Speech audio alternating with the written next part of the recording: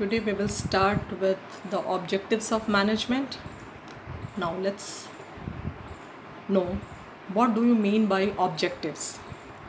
Generally, objectives are the ends that you want to achieve, or objectives can be termed as the aim or the goals that has to be achieved.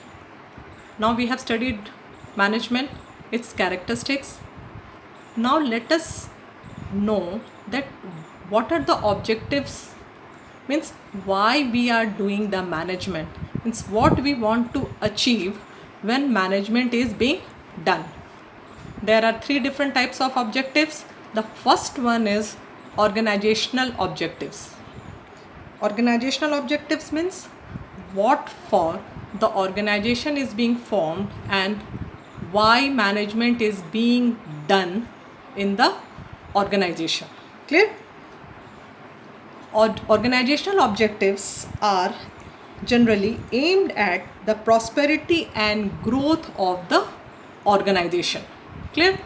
So now organizational objectives are categorized into three: the survival, profit and growth. Survival, as the name suggests, survival means once you are starting the business, it is not meant for one day or for few days or for few years. Your business once started should be there forever and ever. For that, what you have to do means the earning should be enough to cover the cost. Clear?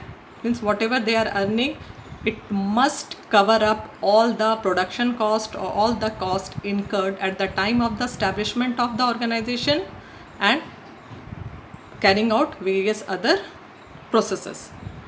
Clear? Now the second one is profit.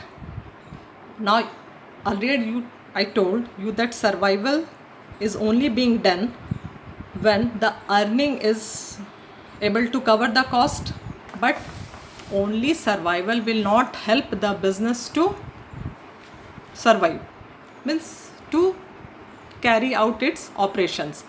For that, earning of profit is also very much required. Clear? Profit is generally when you are earning more than the cost.